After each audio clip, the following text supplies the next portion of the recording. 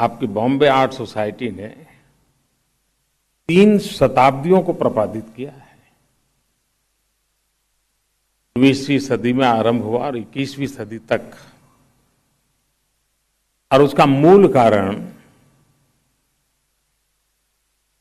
कला की अपनी एक ताकत होती है, कला का अपना एक संदेश होता है।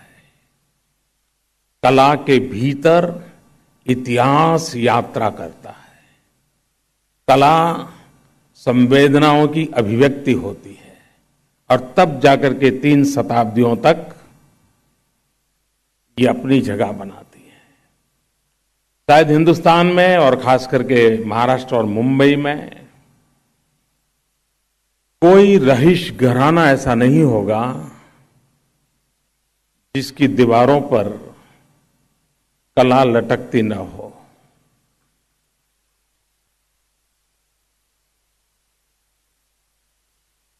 कोई रहीश घराना नहीं होगा, लेकिन ये दुर्दैव देखिए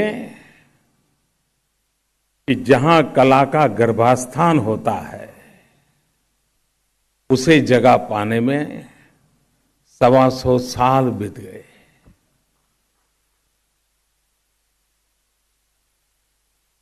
और इसलिए समाज के नाते ये सोचने की आवश्यकता है कि कलाकृति ये हमारे दीवारों की शोभा है, कि हमारे समाज की शक्ति है।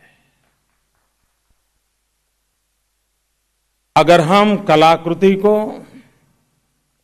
हमारी दीवारों को सुशोभित करने का एक माध्यम ही सिर्फ मानते हैं तो शायद हम कला से सदियों दूर हैं, मीलों दूर है।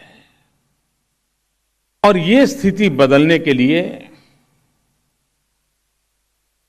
एक अविरत शिक्षा, अविरत संस्कार आवश्यक होता है। यही देश ऐसा है जिसके टेम्पल आर्किटेक्चर, इसकी विशेषता बारीकी से देखें कि जहां ईश्वर का जहां स्थान है, अनिवार्य रूप से वहां कला का स्थान है। हर मंदिर में आपको नृत्य मंडप दिखाई देगा। हर मंदिर में आपको कलाकृतियों के द्वारा इतिहास और परंपराओं को जीवित करता हुआ दिखाई देगा। ये इनबिल्ट व्यवस्था इस बात को द्योतक है कि हमारी सांस्कृतिक यात्रा में कला यात्रा की कितनी अहमियत है। अन्यथा ईश्वर के साथ साथ कला की यात्रा न होती। शायद दुनिया में कोई एक ऐसा चेहरा नहीं होगा कि जिसके इतने रूपों में कलाकारों ने उसकी साधना की हो। शायद गणेश जी एक ऐसे हैं कि जिसको हर कलाकार ने हाथ लगाया होगा, अपने तरीके से लगाया होगा, और शायद गणेश ही हैं कि जो अरबों अरबों रूपों में हमारे सामने प्रस्तुत है, अरबों अरबों रूपों में है।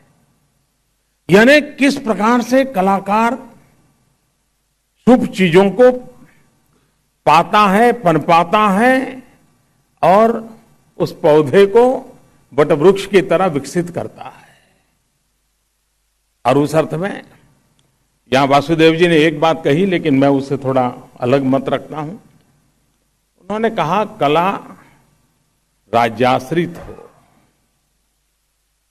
जी नहीं, कला कभी राज्याश्रित नहीं होनी चाहिए। कला राज्य पुरस्कृत होनी चाहिए।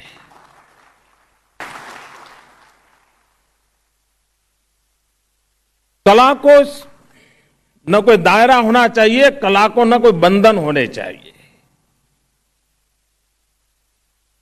और राज्य की जिम्मेवारी है कि कला को पुरस्कृत करे। और मैं शरद जी को अभिनंदन करता हूं कि जमीन देने का फैसला किया उन्होंने जब वो मुख्यमंत्री थे। कला राज्य पुरस्कृत होनी चाहिए और कला समाज की शक्ति का हिस्सा होनी चाहिए, तभी जाकर के कला परिणामकारी होती है। आध्यात्मिक यात्रा से जो लोग जुड़े हुए गए वे इस बात को सरल भाषा में शायद समझते होंगे कि शरीर की गतिविधि से पूर्व आध्यात्म मन और दिल में जगह प्राप्त करता है और उसके बाद वो शरीर के अभिव्यक्ति के रूप में, शरीर को एक साधन के रूप में उपयोग करता है।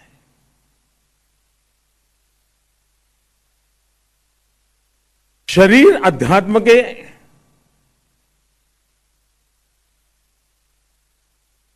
अनुभूति का माध्यम हो सकता है। वैसे कला उस पत्थर में नहीं होती है, उस मिट्टी में नहीं होती है, उस कलम में नहीं होती है, उस कैनवास में नहीं होती है।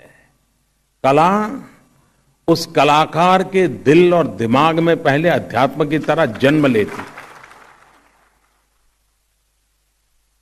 जब एक कलाकार पत्थर तराशता है तो हमें लगता है वो पत्थर तराशता है, हम पूछते हैं कि तुम पत्थर तराशते हो कि नहीं, कहता है मैं तो मूर्ति तराश रहा हूं। देखने में इतना बड़ा फर्क होता है। हमारे लिए वो पत्थर होता है, कलाकार कहता है मैं मूर्ति तराशता हूं, हम कहते हैं तुम पत्थर तराशते हो क्या। ये हमारी सामाजिक जो सोच है उसको हमें बदलाव लाना पड़ेगा और तब जाकर के कला जीवन का महात्म्य बढ़ेगा। हमारे यहां बच्चों को रटे रटाए कविताएं, ट्विंकल ट्विंकल लिटिल स्टार, आप किसी भी घर में जाओ तो छोटा बच्चा होकर ले आएगी मम्मी अच्छा बेटे गीत गाओ, और वो ट्विंकल ट्विंकल लिटिल स्टार करता रहेगा।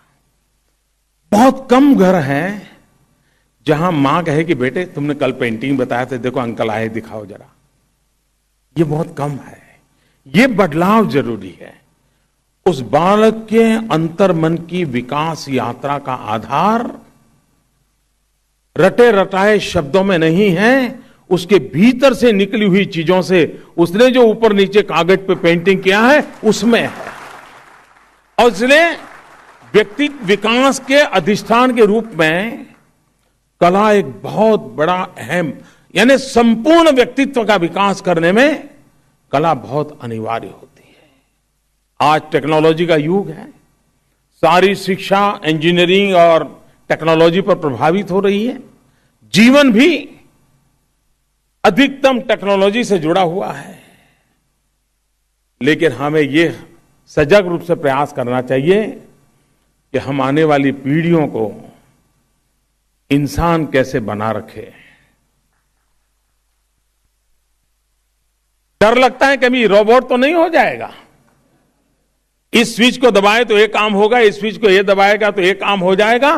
और इसलिए उसके भीतर के इंसान को जीवित रखना है तो कला ही एक माध्यम है जो उसके जीवन को जीवित रख सकती है, उसके भीतर के इंसान को जीवित रख सकती है। और उस अर्थ में, और जब हम आर्ट कहते हैं ना, ART, ए मीन्स है एजलेस, आर है race, reason, religionless, T है टाइमलेस। ये आर्ट अनंत की अभिव्यक्ति होती है और उस अर्थ में हम इसकी जितनी जिसके महात्म्य को स्वीकारें उसको सजाएं।